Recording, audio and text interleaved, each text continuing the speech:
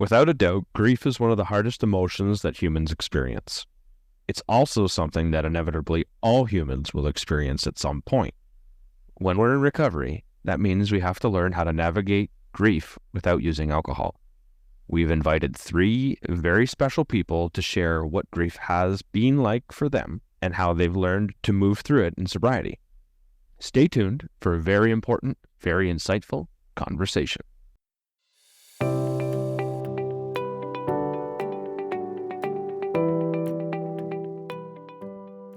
Welcome to Through the Glass Recovery podcast, where we believe that connection is the opposite of addiction, vulnerability is the antidote to shame, and that recovery isn't just rewarding, but it's also a lot of fun.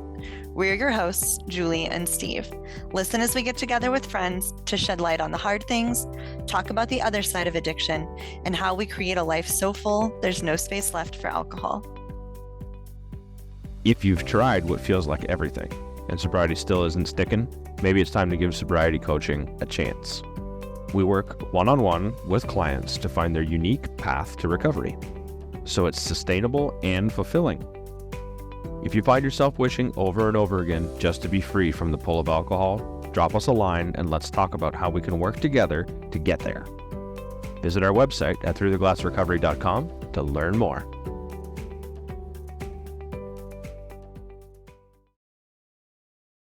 All right. Hello, everybody. Thank you so much for being here. It's nice to see you all.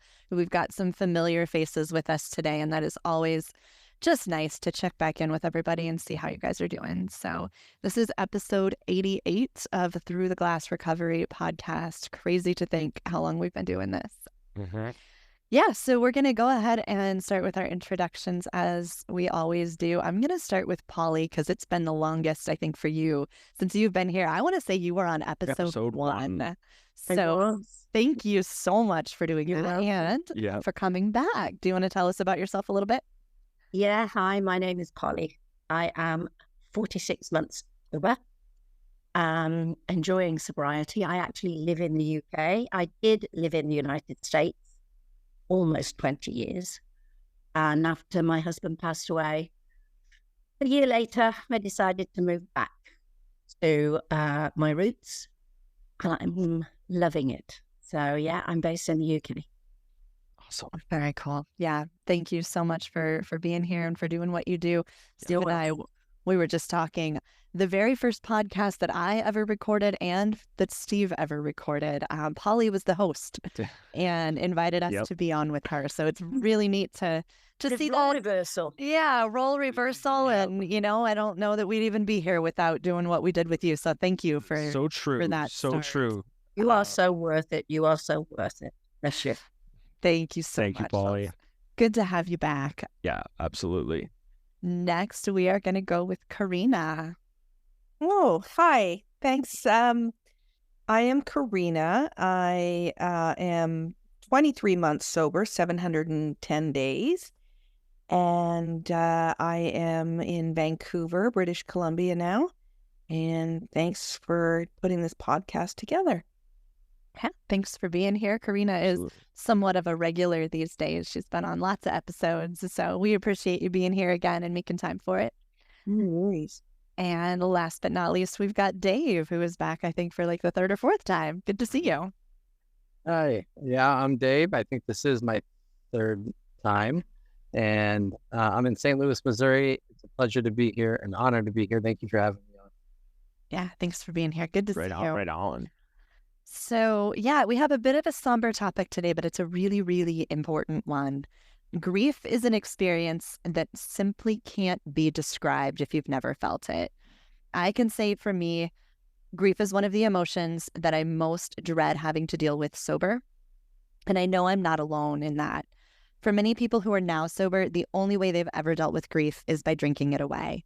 And now that they aren't drinking, they'll need to learn new ways to move through grief. So what has that looked like for you? What's been hard? Share your experiences, share what you've learned that maybe you can share with our listeners to help them when they end up getting to this point. Because I think it's valid to say we're all going to experience grief at some point. So yeah, thank you guys for being here and being willing to talk about a tough topic. I think it's a really important one. And you guys are welcome to jump in and just start the conversation. I've experienced grief both ways. A lot of people who listen to some of the sober podcasts know I've been widowed twice. The first time was 23 years ago. And my way of coping with that was with alcohol. It's where my drinking started. The second time I was widowed, I was 2 years sober. So I've experienced it both ways. And the first time with diving into the drink was out of fear. And as you said, Julie, you fear facing grief sober. I found this time facing grief sober has been so much better. I won't say easier because grief is not easy and it's different for every person. We all experience it in different ways. And I think it does some things. Sometimes it can depend on what the loss is as to how you grieve. The sober grief was better because as the things cropped up, dealing with them there and then was better than drinking them and putting them to one side. Because being sober, you were able to face them head on, deal with them there and then move on. Whereas the first time I was just drinking and not dealing with the grief.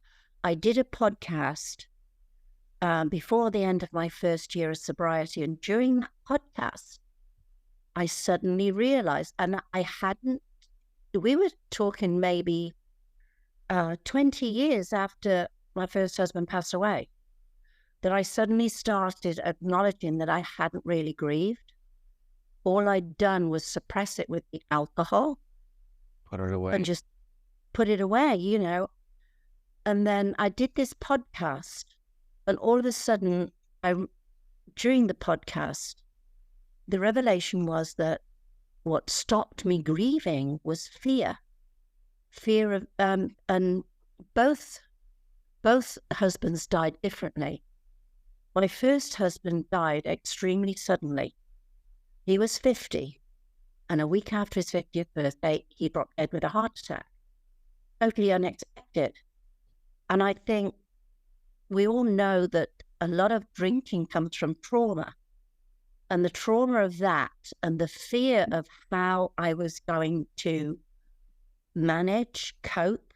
I had 3 sons. Even though they were pretty much grown up, they're still your babies. Your children are still your babies. It doesn't matter how old they get.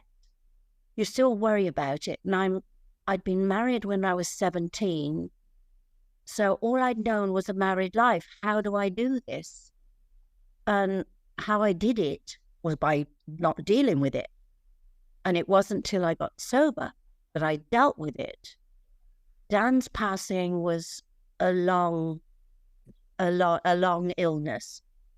And I've had discussions with others who have had partners or husbands who've been very, very sick or they've died. And the one thing I've discovered, and it was what I discovered not long after Dan had died, my second husband, because I knew he wasn't going to get better, my grieving started before he actually died. I already started grieving him before he passed away. And like I say, I think because I was sober, I dealt with it in a healthier way. I don't know if any of that resonates with anybody. A lot of sense. Yeah, it makes a lot of sense. For thank Julie, you touched on in your intro that some people haven't felt grief. And I think that's interesting because while I've experienced loss, until I was sober, I never felt grief. Until just about a year ago. Next week will be a year since my stepdaughter passed away. And to experience that loss while being in recovery was scary, for sure. That can be what broke me, but to be able to go through all of those emotions and truly feel every bit of it, in the long run, I think was helpful. And I learned to be able to navigate the grief and all of those emotions way better than I would have had I been shoveling it all down with alcohol. And it would have been one of those things I just hid from, and it just stayed inside me, and I never would have processed it. So obviously, it's not a thing where I've quote unquote handled it and it's over and gone. I still have a lot of the sadness there, but to be able to process that grief and loss that was so sudden and tragic, I'm thankful that I was able to do it while I'm in recovery. I also think that when you're sober, yes, there's the sadness of loss. The loss is, and I read it somewhere, it's not the loss of the person so much, it's the loss of the things that could be is the biggest thing. And I thought it was so true. But I think also you got to feel a certain amount of pride in yourself for how you're dealing with it. And then along with that, you start to, instead of remembering the sad bit, you start smiling at the good stuff, because that's the stuff that comes to mind, is the stuff that used to make you smile. So, it's getting better in that, like I say, we deal with it as it happens.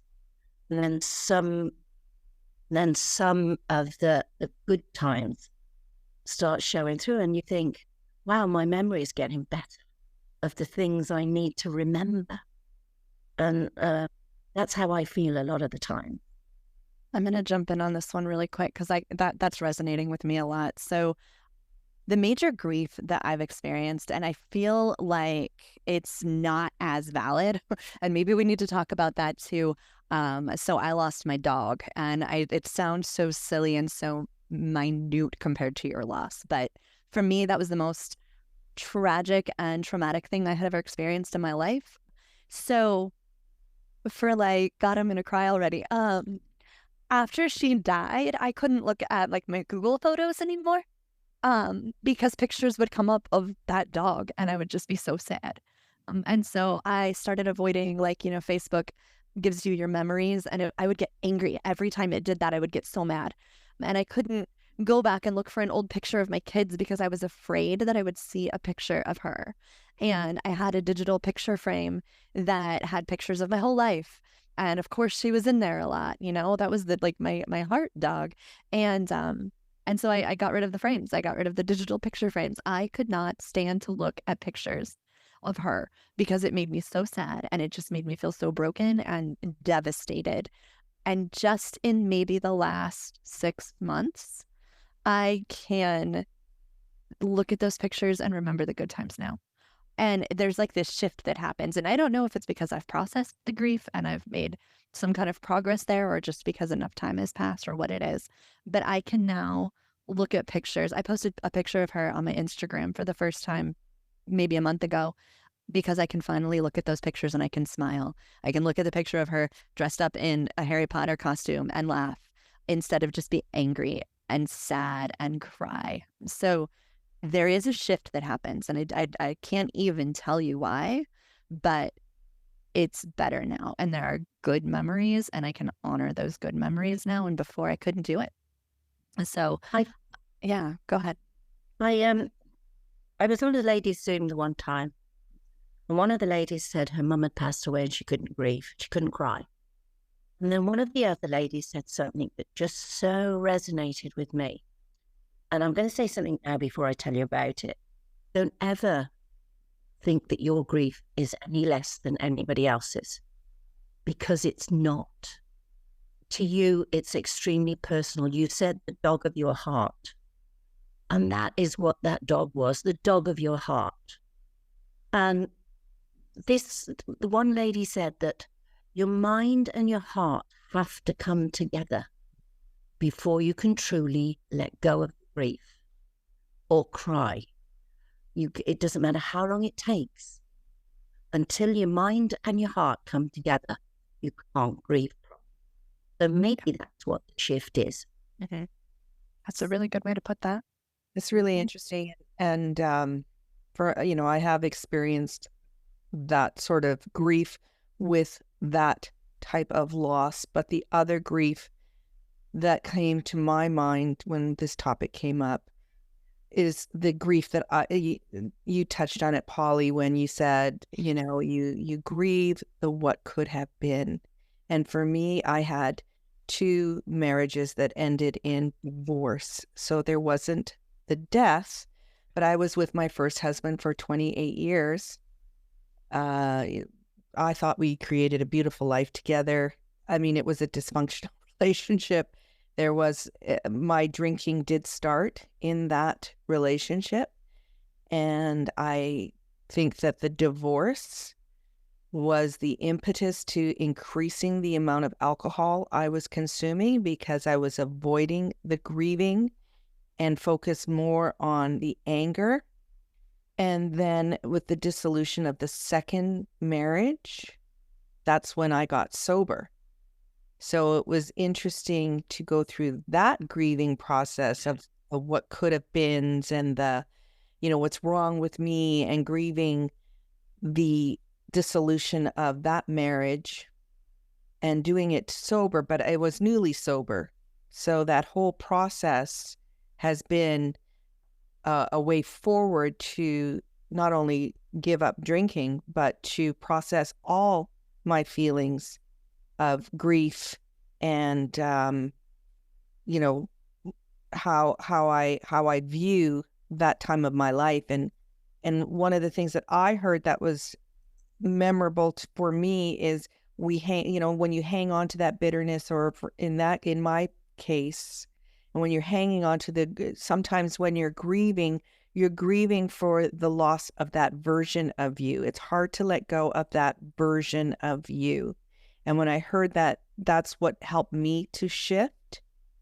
And of course, grief colors our life with, in many ways. So it is sometimes the loss of a beloved pet, the loss of a husband or wife, child, and also sometimes just the loss of a friend. And I just recently got a phone call yesterday, actually, from my bandmate. I used to be in an all-girl punk rock band, and our bass player had a massive stroke and is not expected to live. And she's not old, and I'm dealing with this kind of shock, and I expect this phone call to be coming through. So I'll be going through a period. I mean, I'm starting the grieving process now, and I'll be going, I imagine in the coming weeks is going to be pretty challenging for me. But doing it sober, I think the process is the process. It's more authentic than when you put it off to the side and just numb yourself from all your feelings, not just grief, not just sadness, but all your feelings. I think that's super important point there, yeah. right? The numbing of the grief numbs everything else. Mm-hmm. Because even funerals and the loss of a loved one, there's still laughter and happiness that can happen in between. And, remembering those old times, I think you can still find happiness in those old times through the grief. But if we numb all of the bad, we numb all of the good too. And when I think about grief, because I haven't really lost anyone that's super close to me, I don't have like that kind of loss, like a death. But when I think about grief, I think about after I got sober, there was this whole period of time where I had to grieve this old version of myself that I wasn't going to be anymore. Like there was all of that stuff, even though it was negative, that I held on to because that was all I knew. I had to grieve, the loss of alcohol even. Because it was my go-to for everything. And what was that? Coping mechanism. Oh, absolutely. And so, what it's that future part. What is my life going to look like now? And how is that going to be? And I have to, letting go of that old version of myself was really hard. Letting go of the expectations and relationships. And it's really interesting to grieve a relationship or someone while they're still, the friendships, while they're still alive, while they're still there. And Polly, you mentioned this already, right? Like while they are still with you and knowing full well that, you know, they're not going to exist or be with you anymore. And that's somebody that you relied on and you had future plans with, and all of that stuff you have to start coming to terms with. And I think also, like I said to you, there's also fear. Oh, yeah. There's a huge amount of fear in that grief. Absolutely. Fear of what is coming, what is the future holding. I think that is one of the biggest things in grief, start feeling, is fear. And like you, I didn't grieve the loss of myself after I stopped drinking. Excuse my French, but I fucking loved myself when I stopped drinking. I thought, you badass. You know, here I am getting up in years. So I didn't grieve the loss of my old self because I was fortunate in I didn't start drinking until I was in my late 40s. So I had developed long before I started drinking. So I knew who I was. But like I say, my first husband died and there was the fear there. And the fear of what the future held. And the fear of how do I cope with this? The emotions with the grief are so huge. And they are huge. They're overwhelming. That I think there is a tendency to try and run away from them. But I think in sobriety, once you're sober, like you said, Corina, you can face them. And like you said, Dave, you're dealing with them. You're not putting them to one side. Another thing that happened is that one of the sober sisters lost her partner just about she's coming up to the end of the first year of the loss of her partner. We had a lot of conversations and she said she was worried that she was pushing it to one side. She said, I don't feel bad. She said, I feel good at the moment. She said, and I'm worried I'm pushing this to one side, but not acknowledging it. And I said, that's not it at all. I said, what you're doing is, yes, you're pushing it to one side until your mind is strong enough to deal with it. You're not masking it. You're not pretending it hasn't happened. You're just pushing it to that one side until you gain the strength to be able to deal with it. And I think it's not just grief that we do that with. I think we do it with a lot of life. And when the bad stuff comes, we try and deal with it. Sometimes it's so overwhelming that until we can gain the strength, we just push it to one side a little bit. So we are going to deal with it. Yeah, go ahead. One thing I've learned about grief is that it comes in waves, and you feel like you're going to drown in that pain, right? And that still comes up for me sometimes, even a couple, almost 3 years after my dogs passed away, I'll still have these memories of her, and this like just the sadness is overwhelming, and it feels like I'm going to drown. And I've learned over the course of these years that those feelings come and they wash over you and then they go away. And that is the normal course of any emotion. Grief is just such a painful one to me that I guess it stands out. But it's almost like, when you first stop drinking, you have these cravings and it feels like you're drowning in a craving, right? It's the same thing. Cravings come in these waves where it washes over you and it's all you can think about and it's all you can focus on and it's all encompassing. And, we learn early on to surf the craving, right? To surf that wave. Just know that it's going to come, know that it's going to wash over you, know that it's going to go back out to sea. And I think knowing that and holding on to that has gotten me through a lot of hard emotions, that it's going to come and it's going to feel awful. And there's nothing you can do to stop it, but just let it be what it is. And also know that it is going to wash back out.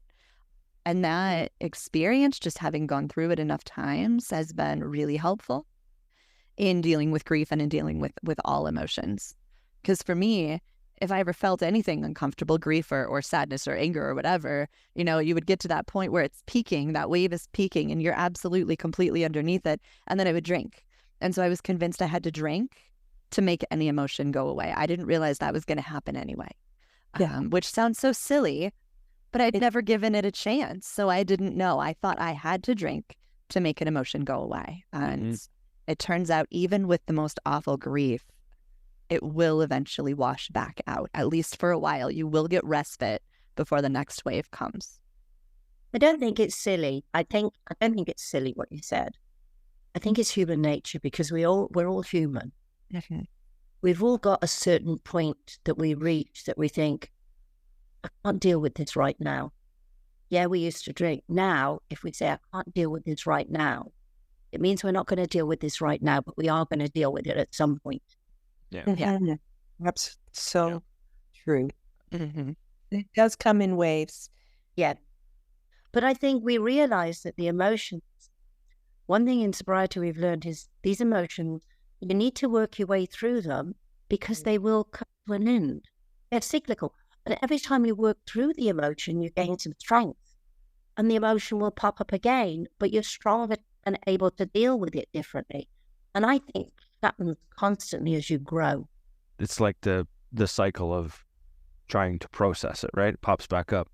I dealt with it once. It pops back up. I dealt with it once. Corina, you were going to say something? No, exactly what Polly said okay. it. She got that. I have a question. No, it's good. It's true. Yeah, but it's funny how all of those cycles happen, and you can use the same tools that you used when you quit drinking to move through all of those emotions and the hard stuff. Grief is a nasty one because it encompasses a lot of uncomfortable emotions. A lot of things that we try to avoid, they're all negative ones. The sadness, it has to go away. Anger, it has to go away. All of the stuff has to go away, right? So grief is a nasty one. If you listen to Brené Brown, when she talks about grief, it isn't just like one emotion. It's a combination of a whole bunch of emotions that makes that wave so difficult, or when it feels like you're drowning. But my question is, what are some of the things you did that helped you deal with the grief? And I'm going to ask this to Dave first. Oh gosh, what did you do? Your daughter passed away. Your stepdaughter passed away suddenly, right? Yeah. I'm unhealthy or healthy, regardless of what that is, Dave. Both of them are okay to talk about. What did you do that was unhealthy that you wish you didn't do, and what did you do that was good for you? Yeah, I think you actually touched on it a little bit by saying that the tools of recovery is kind of universal, right? You can use those through everything. And I was thankful that I had been up to that point 8 months or so into recovery, because I was more in touch with myself to be able to process emotions. It was a tragedy and a shock, and it hit all of us hard. But I don't think that I did anything unhealthy. I think because of where I was at in recovery, I was able to navigate healthy through the emotions that were coming. Anger was there, sadness was there, a lot of different emotions happening. In front of my two other kids, I had to sit them down and let them know that their sister had passed away. That was probably the hardest thing I've ever done in life, was to tell them that. I felt like my words punched them in the face. The look in their face when I told them was awful. I think I had to find a way to get through it. And for me, the way through was my stepdaughter and I, after my divorce, there was a lot of distance between us. And thankfully, the years leading up to her passing, we had reconnected and found a good place again. And that little piece helped carry me through all of it, because had we not reconnected again and found our way, I don't know where that would have taken me if she had passed away and I had to hold on to all of that regret, and that would have ate me up. So the reminder and appreciation for being able to have that time with her before she passed was super important to me. And that's what I think I've leaned on a lot. And she was also the biggest fan of my recovery. You know, anytime I hit a milestone, she was the first one to chime in and tell me, good job, dude. You know, so as hard as it was, I had to keep hanging on to the fact that I was so thankful that we had got to a good spot before she had passed away. Because if we didn't have that, it would have been a different ball game for me, for sure. Mm-hmm. Corina, what are your thoughts on that? For me, when it's the same for all the negative, so-called negative feelings. Like a feeling is a feeling, and grief, whether it's, you know, with sadness or anger, resentment, whatever is underlying the grief, I just allow myself now to feel the emotions. It does come in waves. I ride that wave. I used to get fixated on the feelings sometimes and live there. And that's a very dangerous place to be. And you're right, you use the tools of recovery, talking about it with others, finding other people who are in similar situations, just like IAS or Sober Town or, you know, podcast coach. Those are the things that help you process the emotions, and as intense as they are, and to keep you out of that danger zone of obsessing and working through it step by step. And I still sometimes, the other day I saw a photograph of my friend's daughter, who's now an adult and has a daughter of her own, on a path that I used to walk all the time in the house or in the town where I used to live with my first husband, and where I thought this is what my life was going to look like, in this beautiful mountain town in the Rockies. And I cried because that's not my life anymore. That my daughters are never going to walk down that mountain path, even though it was so familiar to me. I'd walked it so many times. It's such a beautiful town and it was a beautiful life. And I just let myself be sad, but also look at where I am now and appreciate what I have now, and to allow myself to feel the sadness, but also to kind of walk myself into the present, where I am now, and how grateful I am for where I am now too. So I think it's the tools of recovery and allowing yourself to feel the emotions is really beneficial. What do you got, Polly? Exactly the same thing. The tools we used in sobriety, they're not just for sobriety, they're for life. Yeah. Everything in life, whatever you deal with in life, those tools are the same. And I used my tools and I connected and I talked. And when it got to a point where I was extremely sad, I would cry, and I learned to cry those emotions out. Because I think when you cry, it's so much of a release. It's so much. It's so important. It's huge. Yeah. Crying is huge. It is the biggest release of emotion. It's almost like taking the lid off a boiling pot, letting it out. And then you dry your eyes and you think, okay. And you pick yourself up and you think, all right, I'm going to move on. I'm going to get on with today. And I think, like everything, you take it one day at a time. And the days slowly start meaning something again to you, because you've got to start thinking of yourself. You've always thought of, with me, it was, we were two people. We were one people. We were husband and wife. We were one people. And now I move forward as me. And I think the best way, I mean, Dave, you said you reconnected, and that gives you comfort in your grief, in that there are no regrets there. And I think with me, I did everything I could for Dan to make his life happy, to make it meaningful for him, even though he was so sick. And I'm happy that I did that for him. And that gives me comfort knowing that I did that for him. And he was another one who was a big supporter of my sobriety. So much so, he was in the hospital 2 weeks before he died. And he got the nurse to get a cupcake and he put 2 candles in it because I was celebrating 2 years of sobriety. Shit, really? Oh, And he got, Wow. because he was proud. And I went into That's gonna make me cry, Polly. it did me. Yeah, of course. And he was, right from the beginning, my biggest supporter.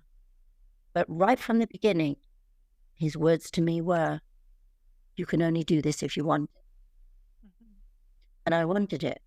And I think some of it is the same with grief. You can only do it if you deal with it. Yeah. And I think being sober, we deal with things and, we face them. And it takes courage. And I don't think it matters what you're grieving. The emotions are so real. It can be the loss of a dog, the loss of a relationship, the loss of a partner, the loss of a job. Yeah. A job you really love. You can grieve for that in the same kind of way. Yeah. I mean, grief hits everybody. It does. And like I say, the tools we learn in sobriety, those are there for every day for how we deal with things. One of the first things we learn is pause. Stop, take a breath, sit down, assess the situation, and then deal with it. And I think that's the best thing you can do with any emotion. Polly, you have an experience with Dan that I thought was really amazing. In your grief, you decided to honor Dan. Mm-hmm. Yeah. The Alaska trip? Yeah. Because I know a lot of your story. Something you decided to do was you honored him in a lot of really wonderful ways. Yeah. The first time, because I still got 2 lots of ashes in here, ready to go. One to Scotland and one to Hawaii. But poor Dan's going all over the world, actually. Yeah. The best one for me was taking him to Alaska for his birthday. And I don't know what made me decide to do it. I just thought, it's his birthday, and this was his very first birthday after his path. And I thought, I'm going to go to Alaska. He loved Alaska, one of his favorite places. He was at university in Fairbanks. And from the University of Fairbanks, he was sent into the Air Force to go to Vietnam. So the two big major milestones in his life happened in Alaska. So I thought, okay, I'll take him to Alaska. And like a lot of stuff, we laughed about some things with Dan. And we did the same with my first husband. We laughed about some things. We didn't just sit there and cry. We laughed about some of the things that had gone on. I mean, Dan, bless his heart, his first lot of ashes are buried in a Doctor Who TARDIS. He was a huge Doctor Who fan. I don't know if you guys know Doctor Who. We had a TARDIS cookie tip. When you lifted the lid, it made a nice Doctor Who sound. So we put his ashes in and we left the lid up so that the guys from the Air Force who honoured him when we buried his ashes, to close the lid, and the noise of the Doctor Who TARDIS went off. Like I say, we buried him in TARDIS. The Alaska one was, I went to the Chena River because I was going to put him in the river, and it was frozen. So I thought, oh. So I was talking to him as usual, and I said, well, my love, you're going to have to sit on the riverbank until spring when the thaw comes, and then you can float yourself off down the river. So I put his ashes on the river. Oh. We had to wait for spring and then float down the river that way. And I think you give yourself some kind of wonderful memory. Yeah. Something that brings you peace and joy, and something that you know they would have loved and got a kick out of. And I think we all do that. It's like, I don't know what it is. It's just something that to me feels so right. Then, like I say, we're all individual in the way that we deal with these kind of things. And that's my way of dealing with it. And I wake up here, I have a beautiful view outside my window. If I could show you, I would. And I wake up here and I look out the window at the boats and the swans and the birds. And I talk to both husbands. They both got their picture there. and I talk to both husbands. And I usually say good morning, and I'll say, oh my God, it's raining again. It's a crap day. Or I'll say, oh, look, the sun's shining. So I still talk to them. I don't know if, Dave, you talk to your stepdaughter. Julie, do you talk to the dog? No, but I'm going to say the idea of honoring someone that you've lost, or in my case, something that you've lost, is a really powerful source of healing. When I lost my dog, it was immediate and traumatic. That's what sent me into my downward spiral of heading towards my rock bottom. The moment I found out she was dead, I went and bought a bottle of whiskey and I drank it. And when that was gone, I went back and I bought another bottle. And I don't know that I really lived more than a couple of hours sober for the next 6 months. And it destroyed me. It brought me all the way down to the very bottom that I've ever been at. That loss, that's where I ended up. But because she died, and because I went all the way to the bottom, I also started digging my way out of addiction. I was wrestling with addiction prior to that. That's just what sent me over this ledge into a free fall of being drunk. And because she died, it led me to sobriety. And that in itself is something to be really grateful for, because God knows I would probably still be drinking and still be struggling now if that had not happened the way that it did. And because that happens, and now I'm sober and I've learned so much, I'm able to even help other people find their way out of addiction.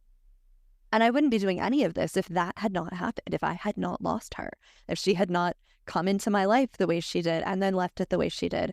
I wouldn't be in a place now where I'm doing the most fulfilling thing I've ever done. And so in a way, every time I sit down with someone and I talk with them about whatever it is they're going through or struggling with in order to help them get through one more day sober, that feels like I'm honoring her life. And maybe it's a bit far-fetched, but that's what it feels like. And so that's how I've, I guess, come to peace with it. I've reconciled her death because there's so much good that has come out of that loss. Like, lives change because of that loss. And it's healing to experience that and to be able to say that. So yeah, God, sorry, I'm crying my way through this whole episode, but I'm almost crying right now listening to it because I know the importance. Yeah, that's how I've made peace. And it's not, obviously I still grieve a lot, but that's how I finally got to the point of peace, was finding a way to honor her life. Maybe her passing needed to push you to that place to help you to get to where you are now. Absolutely. I would not be sober if I hadn't first gone all the way over that ledge and fallen all the way down that hole. How's that in your recovery? So right. And her name was Hope. Yeah, that's what I mean. That's what I mean. Was Hope. Yeah, Hope. Yeah. Hope was it Hope? Hope is your recovery. Yeah. Hope is your North Star. Absolutely. Without a doubt. So, I mean, I think you find an image in your mind that you put to these things. And like I say, your North Star is hope.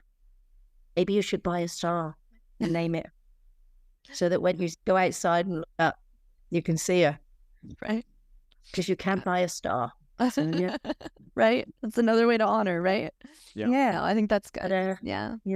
But yeah, and like you said, the last 6 months you've been feeling better about looking at her.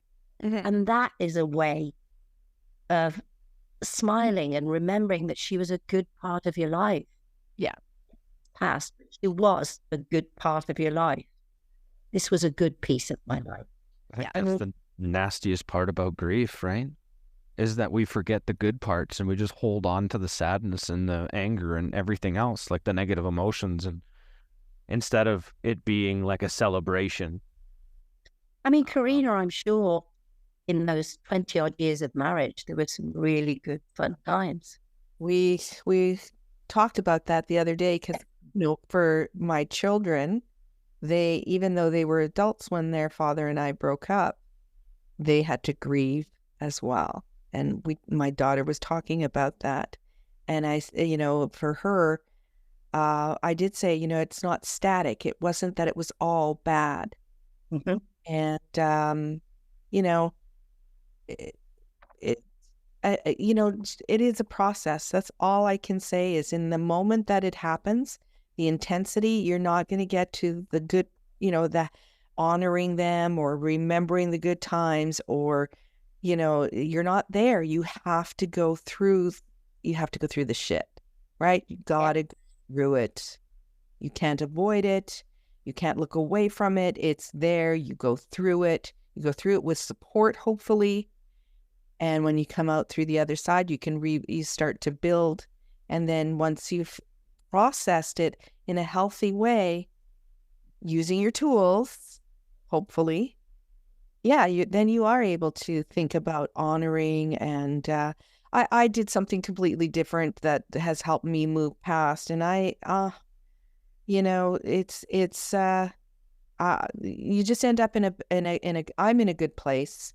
And, with my friend who is passing away, as we are in this podcast, I will allow myself to grieve for her, what she meant to me and the time that we were together, and for her partner and her family.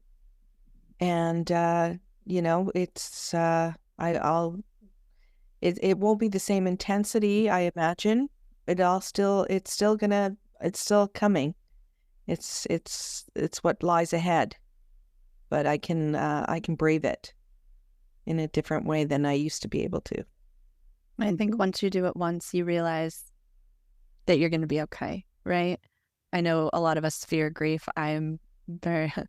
Steve and I just had a conversation about how afraid of grief I am. But once you go through any situation once and you do it sober, you gain the knowledge that you can do it, that you will be okay. And I think that's a really important one too. But emotion will not kill you. Right. That's the thing. It's what we do with it, right? Yeah, emotion doesn't kill us. It's how we process it. Yeah. It's what you do with it. And I guess I'll wrap this up now.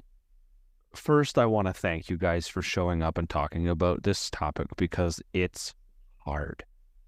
Grief isn't easy. And we all talked about, Julie's teared up. I've teared up just listening to you guys talk, because I know the feeling. It's difficult. But everyone found something to be grateful for.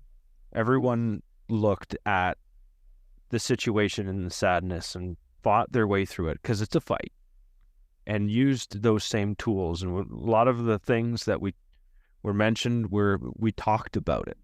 And it's a sticking point for me when I'm on here, and I've said this a bunch of times, is talking about it is so healing.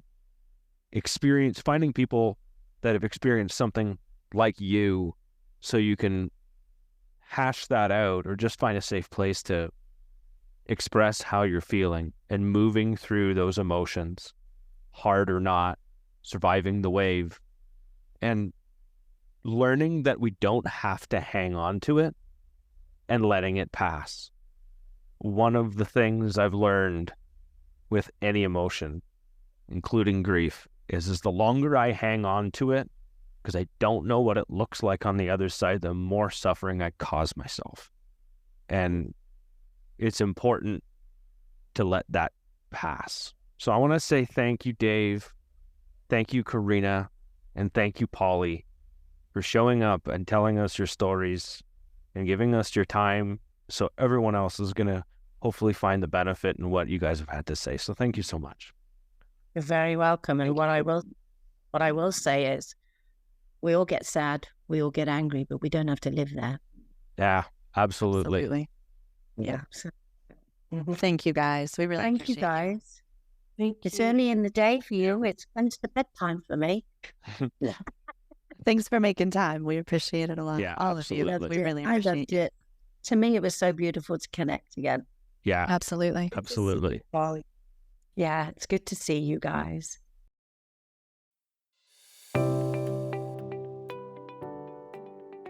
To To our listeners, thanks for sharing your time with us today. It means a lot to know you've spent this hour with us, and we hope you found it helpful. If you know someone you think could benefit from this episode, please share it. And of course, make sure you've liked, subscribed, followed us so you never miss an episode. Episodes come out every Monday, and next Monday we'll be here with a show about what it means to change the narrative and take back control of your beliefs. See you then.